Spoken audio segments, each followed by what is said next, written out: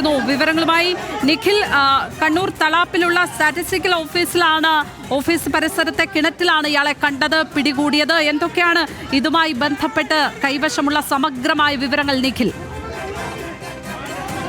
പുലർച്ചയോടുകൂടി jail ചാടിയ ഗോവിന്ദസ്വാമിയെ പിന്നീട് 9 മണിയോടുകൂടി കണ്ണൂർ DCC ഓഫീസ് പരിസരത്ത് കണ്ടു എന്നാണ് ദൃക്സാക്ഷികൾ പറഞ്ഞത്.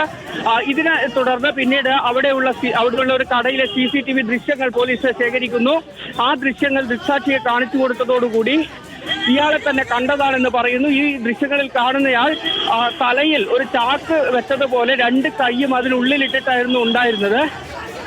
ഇത് ഇയാളുടെ കൈ നേരത്തെ നമുക്ക് അറിയുന്നത് പോലെ ഇയാൾക്ക് കൈ ഇല്ലാത്തതാണ്, അത് മറച്ചു വെക്കാൻ വേണ്ടിയാണ് എന്നാണ് കരുതുന്നത്. പിന്നീട് ഇയാളെ കണ്ട് ഈ വാർത്തകളൊക്കെ കണ്ടിരുന്ന ആളാണ് ഇവരെ കണ്ടത്. അതോടുകൂടി ഇദ്ദേഹം ഇവരോട് ചോദിക്കുന്നു, ഗോവിന്ദസ്വാമി അല്ലേ എന്ന് ഇയാളോട് ചോദിക്കുന്നു. ഉടൻ ഇയാൾ ഓടി അവിടെയുള്ള ഒരു കാട് നിറഞ്ഞ ഭാഗത്തേക്ക് പോവുകയായിരുന്നു. ഈ വിവരം പോലീസിനെ അറിയിച്ചതിനെ തുടർന്ന് ഉടൻ തന്നെ പോലീസ് സ്ഥലത്തെത്തി വ്യാപകമായ തിരച്ചിൽ ആരംഭിച്ചു. അതിനിടയിൽ തന്നെ ഡോഗ് സ്ക്വാഡും എത്തി പരിശോധന നടന്നു. ദൃക്സാക്ഷി പറഞ്ഞ അതേ വഴിയിലൂടെ തന്നെയാണ് ഗോവിന്ദസ്വാമി ഓടിയതെന്ന് ഇതോടുകൂടി വ്യക്തമാവുകയും ചെയ്തു. പോലീസിന്റെ വലിയ രീതിയിലുള്ള തിരച്ചിൽ തുടരുന്നതിനിടയിലാണ് ഈ നാഷണൽ സ്റ്റാറ്റിസ്റ്റിക്സ് ഓഫീസിനോട് ചേർന്നുള്ള ഒരു കിണറിൽ ഇയാളെ കണ്ടെത്തിയത്. നേരത്തെ ഇതിനോട് ചേർന്നുള്ള ഒരു ഒഴിഞ്ഞ കെട്ടിടത്തിലും ആ കുറ്റിക്കാട്ടിലും ഒക്കെയായി ഇയാൾ ഉണ്ടായിരുന്നു. നാട്ടുകാരും പോലീസും എല്ലാം ചേർന്ന് വ്യാപകമായ തിരച്ചിൽ നടത്തിയതോടെ പിടിക്കപ്പെടുമെന്ന് ഏകദേശം ഉറപ്പായി. രക്ഷപ്പെടാനുള്ള അവസാന മാർഗമെന്ന നിലയിൽ ഈ കിണറിലേക്ക് ഇറങ്ങി നിൽക്കുകയായിരുന്നു എന്നാണ് മനസ്സിലാക്കുന്നത്. ഉടൻ തന്നെ ഇയാളെ ഈ സെക്യൂരിറ്റി ജീവനക്കാരനായ ഉണ്ണി കണ്ടതോടുകൂടി അവിടെ നിന്ന് ശബ്ദമുണ്ടാക്കുകയും ആളുകളെല്ലാം അവിടേക്ക് എത്തുകയും ചെയ്തു. തുടർന്ന് പോലീസും നാട്ടുകാരും ചേർന്ന് വടമിട്ട് കൊടുത്ത് ഇയാളെ കരയ്ക്ക് കയറ്റുകയായിരുന്നു. ഇപ്പോൾ കണ്ണൂർ ടൗൺ പോലീസ് സ്റ്റേഷനിൽ എത്തിച്ചതിന് ശേഷം മറ്റൊരു കേന്ദ്രത്തിലേക്ക് ചോദ്യം ചെയ്യൽ ഉൾപ്പെടെയുള്ള കാര്യങ്ങൾക്കായി ഇയാളെ മാറ്റിയിട്ടുണ്ട്.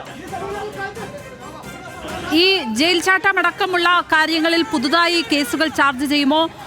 എന്തൊക്കെയാണ് അതുമായി ബന്ധപ്പെട്ട വിവരങ്ങൾ? മറ്റ് ഈ ജയിലിലെ വീഴ്ചയുമായി ബന്ധപ്പെട്ട കാര്യങ്ങളിൽ എന്തൊക്കെ തുടർ നടപടികൾ അത് സ്വീകരിക്കപ്പെട്ടിട്ടുണ്ട്? വിവരങ്ങൾ